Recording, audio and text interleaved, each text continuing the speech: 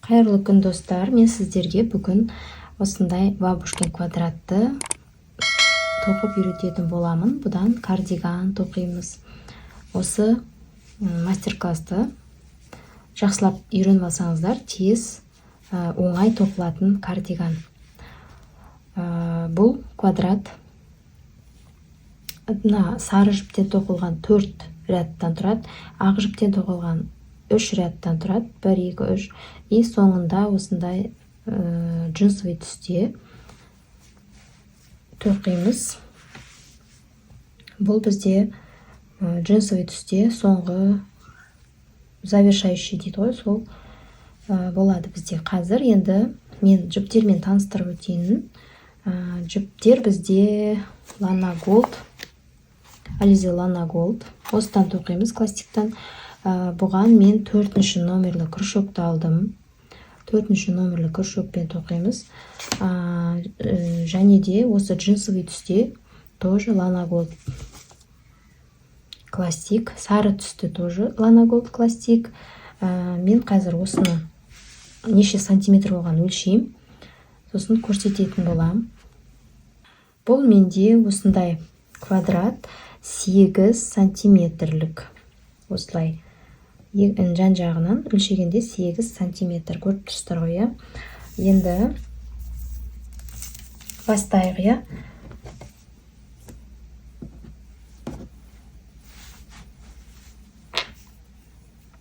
Ал бастайық, қыздар. Міне, бабушкин квадратты бастау үшін ең бірінші кольцо амигуруми жасаймыз. Оны білетін шығарсыздар, білмесеңіздер, қазір осы жерде үйренесіздер. Бірінші осылай жіпті осылай өліп аламыз.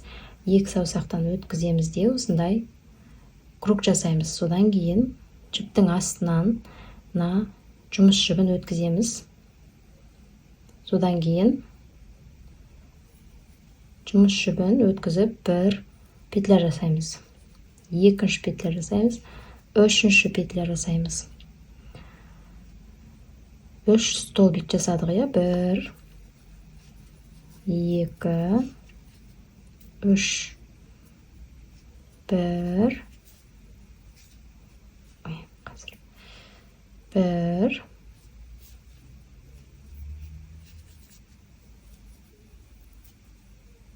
2, 3. 3 столбик с накидом жасадық. Енді мына жіптің қалдығын осылайнан ақырын тартып отырамыз. Бұл жіп шығып кетпеу керек. Келесі 3 воздушный петля жасаймыз. 1, 2, 3. Үшіншісін тоқып болғаннан кейін 3 воздушный петля тоқимыз.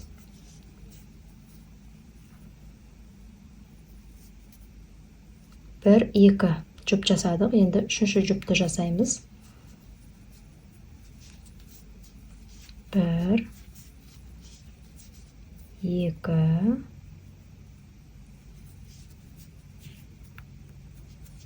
3. Үшінші жұп. Содан кейін тағы да 3 воздушный петля.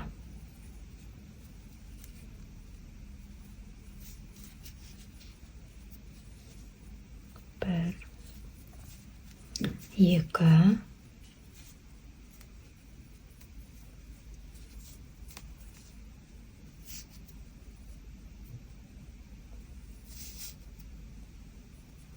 3. Міне, бізде 4 жұп пайда болды. Бұлай жіпті тартамыз, астына жібереміз. Сонда бізде 1, 2, 3, 4 жұп пайда болды. Содан кейін мына жерде біз енді бірінші терген кезде 3 воздушный петля алдық қой. Соның 3-шісіне соединение жасаймыз. 1, 2, 3. Бірінші іліп аламыз накид. 3-ші петляға осылайнан в раскол өткіземіз. бір, мынау екінші накидтан өткіземіз, үшінші петлядан өткіземіз. Сонда бізде әдемі край шықты, иә. Мына жерден бізде тесік бар. Соған мына күшігімізді өткізіп, мына жіпті іліп алып, осылайынан петлядан өткіземіз. Содан кейін бір, екі воздушный петля жасаймыз. Мынау бір, екі, мынау үшінші болып саналады сонда. Содан кейін келесі накидті іліп аламыз. Бір, осы тесіктен өткізіп отырып, екінші бір, екі столбик жасадық. Енді бір, екі, үшінші столбик, получается, бізде бір жұп шықты, иә, бір жұп пайда болды. Енді осы жұпты осылайынан воздушный петля жасамаймыз, накид іліп аламыз да, келесі тесікке өтеміз. Бір, екі, үш.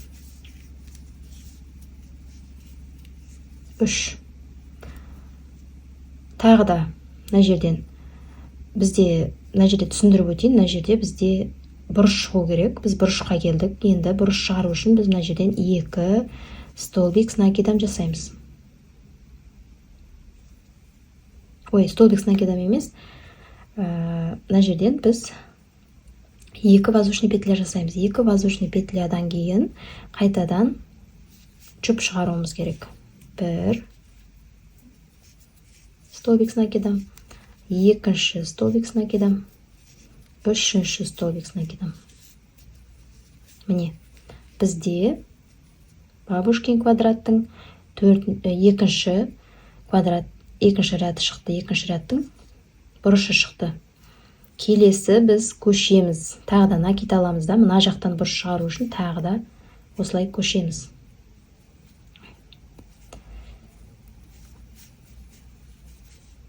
Бір, екі, үш столбик с накидом. Қайтадан мына жерден воздушный петля жасаймыз екеу. Сосын қайтадан үшінші үш столбик с накидом тоқимыз.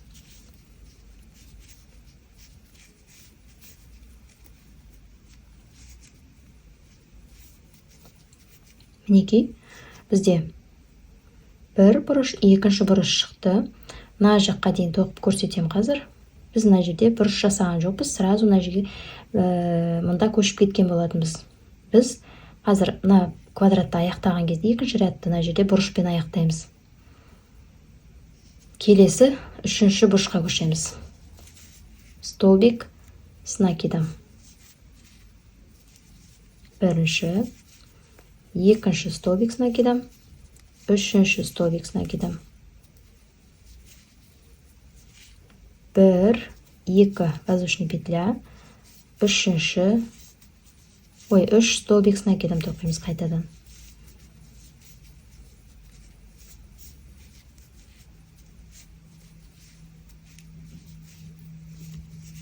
Міне, үшінші бұрышын шығардық. Енді мына жерден тағы да үш столбик с накидом. Накид жасаймыз. Бірінші столбик с накидом, екінші столбик с накидом, үшінші столбик с накидом. Мына жерде енді көрсетіп отырамыз. Міне, мына жерде бір, екі, үшінші, бағанағы мына жерде біз жасадық қой. Бір, екі, үш столбик жасадық. Сол столбиктің соңғы столбигін алып, осылайынан өткізіп, үшінші столбиктан біз шығарып аламыз да, осылай өткіземіз. Бізде мына жерде тесік шықты, иә. Осыдан қайтадан өткізіп, біз үшінші рядқа көтерілеміз. Мынау бірінші ряд, мынау екінші ряд. 1, 2 столбик. 1, 2. Екінші рядты тоқып, үшінші рядты тоқып бастадық.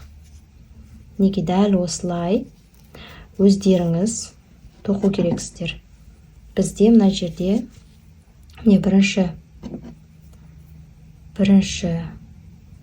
ряд, мынау екінші ряд, екінші бұрыш, мынау үшінші ряд, мынау төртінші ряд.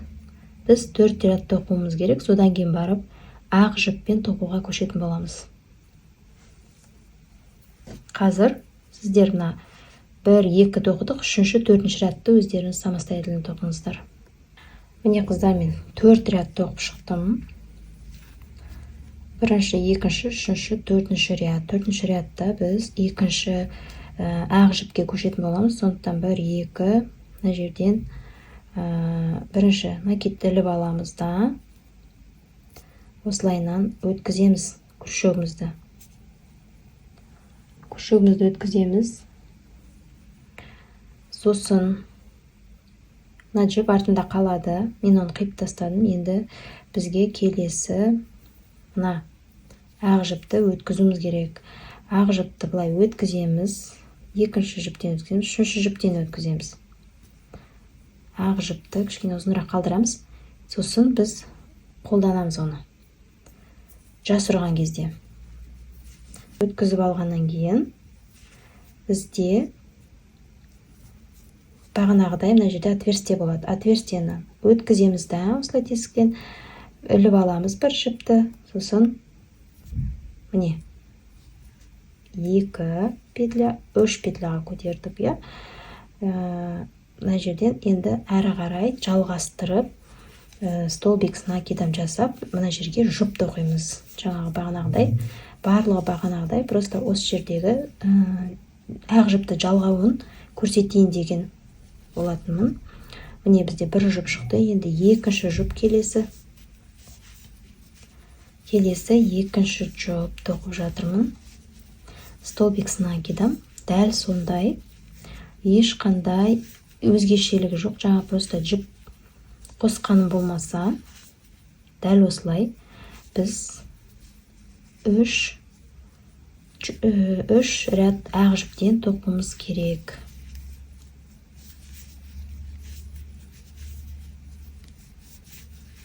Үш рядты ақ жіппен тоқимыз. Міне, мен бұрышқа келдім. 2, 3.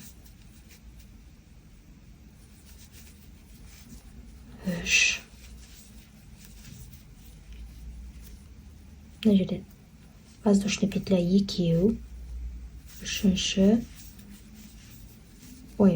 келесі жұпты тоқимыз. Бізде уже мына жерде бір бұрыш пайда болды. Бір бұрышын шығардық. Дәл осылай әрі қарай тоқып 3 ряд тоқып тастаймыз ақпен. Мен осыны аяқтайтын кезде, жаңағы джинсовый жіпті жалғайтын кезде қосыламын. Міне қыздар, мен біттім. 3, 1, 2, 3. 3 ряд тоқып тастадым ақ жіппен. Енді келесі біз тағы да мына джинсовый жіпті жалғайтын боламыз. Оны жалғауын тағы да осы жерде көрсетейін. Мына жерден біз үшінші воздушный петляның үшіншісіне өткізіп алып, мына жаңағы керекті бізге джинсовый жібімізді осылайынан өткіземіз. Үшеуінен де өткіземіз. Артында жібі қалады. Келесі бағанағындай ақ жіпті қалай жалғасақ, дәл солай жалғаймыз. Мынаны осылайынан өткізіп бір столбик жасаймыз. Екінші столбик, үшінші столбик. Мінекей, бізде бір столбик с накидом сияқты бір столбик шықты. Енді екінші столбикті тоқимыз. Екінші столбик с накидом. Үшінші столбик с накидом.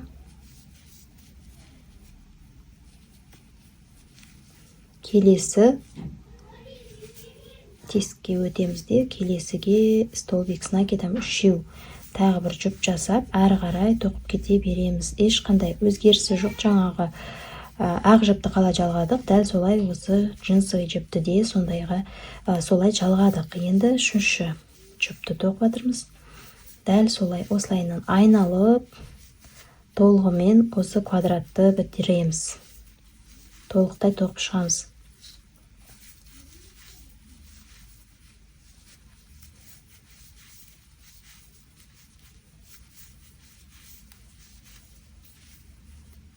Енді мен соңына жеткен кездесейге қазір осыны өздеріңіз самостоятельно тоқып шықсаңыздар. Міне қыздар, мен біттім, аяқтадым. Толықтай жіппен тоқып шықтым. Енді соңғы штрих накид аламыз да, соединение жасаймыз. Мына жерде соңғы петляға, ол бағанағы мына жердегі столбиктің соңғы петлясы, соған біз осылай өткізіп, накидтан өткізіп, осылайынан соединение жасаймыз. Сол кезде бізде бәрі дұрыс болады. Қиып тастаймыз. Сосын жіптерді жасыру керек болады.